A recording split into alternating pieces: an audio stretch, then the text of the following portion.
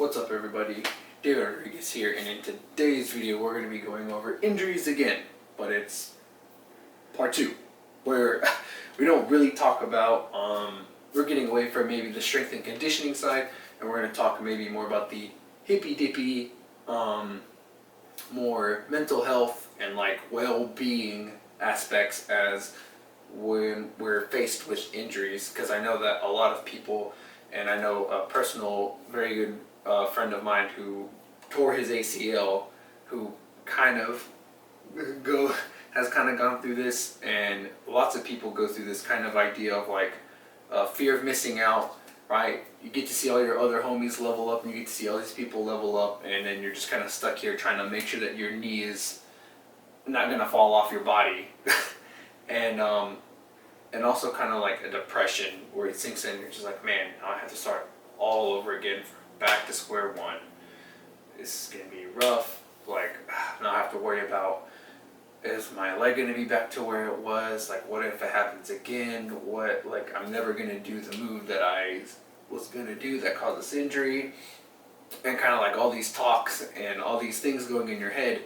Whatever, you really need to be focused on you yourself and making yourself better instead of worrying so much about the injury, right? Because it's already happened.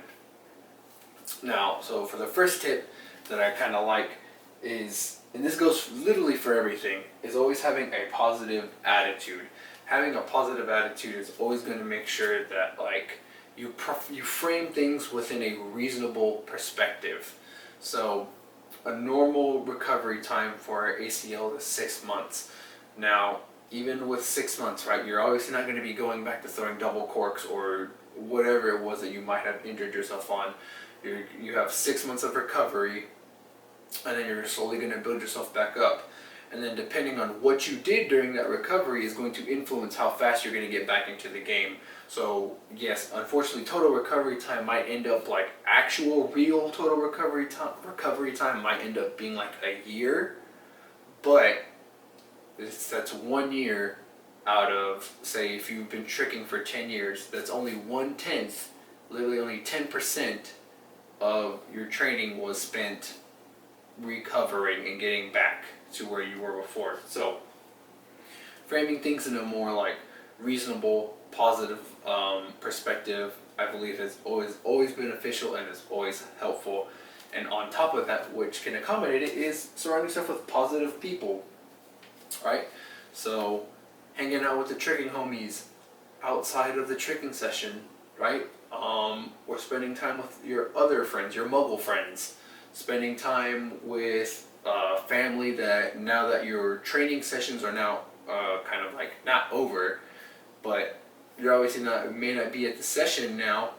Maybe you have more time to spend with your loved ones, right, who kind of support you. And even if you, and then it's again, right, so if you don't have that, again, spend time with your tricking homies outside of the session, or even go to the session even if you can't trick.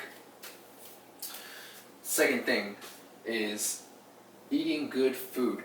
And it kind of comes as a no-brainer, to eat healthily, but athletes and all the respective sports are kind of notorious for we're getting to eat whatever we want and then still performing at a high level just because our bodies are so efficient and we're young and virile and all that good stuff. But especially your body is in a completely different state as opposed to when it's injured, as opposed to when it's healthy. When it's injured, it is very like on sort of kind of like a high alert-ish, where it's obviously trying to get that limb back to where it was before, as opposed to when it's healthy, your body's just like, okay, yep, everything's functioning, everything's good. When you're injured, your body's like, hey, this part needs some special attention, where we need to dedicate resources and allocate things to make sure that this body part gets back to where it was, right? And especially if you want to get recovered and getting back again to tricking and to your high level of tricking that you were at, or whatever it was, you're going to have to spend some time, right, working. Because if you just let it sit there, it'll heal, but it's not going to heal the correct way. And so I kind of got away from myself there, but again, good food, right? So what So especially if it's like muscles or bones or tendons, ligaments, guess what you're gonna need? You're gonna need calcium. You're gonna need protein. You're gonna need, I believe, collagen is for ligaments and tendons.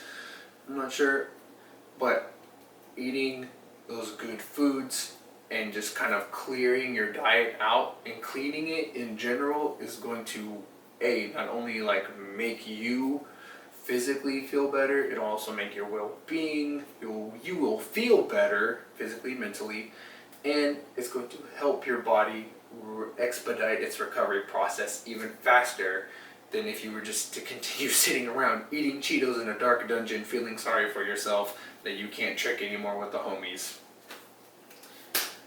Third and final tip is that it's okay to find another hobby.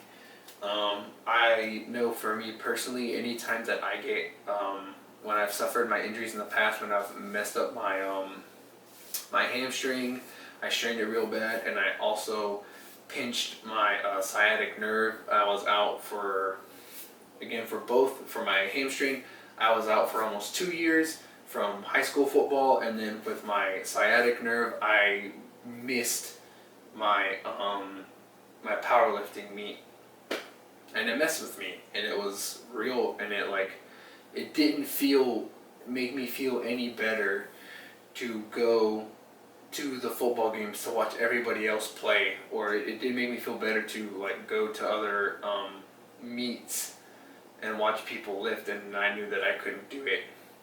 I feel the same way with tricking. I haven't gotten injured from tricking yet, but if I did, I know that I would feel more depressed getting to see other people throw down and me not being able to throw down. So instead of spending that time being sad or whatever, that watching other people do stuff, I'm instead going to take some time and focus on things that I like to do. So if you like to read. If you have maybe some video games that you need to get to, go play some video games. Or maybe you have a secret green thumb and you like to garden, or you want to cook, or you want to learn how to do something, right? You can spend that. It's okay to spend that time doing other things. Just because you do those other things doesn't mean that you're no longer a tricker. And then, hey, you've picked up a new skill, or you've learned something new, or you've read up, and now you know a little bit more, and you're a little bit better as a person now than you were before your injury, right? So, those are 3 quick tips for having a little bit of a mental growth, some healthiness, well-being.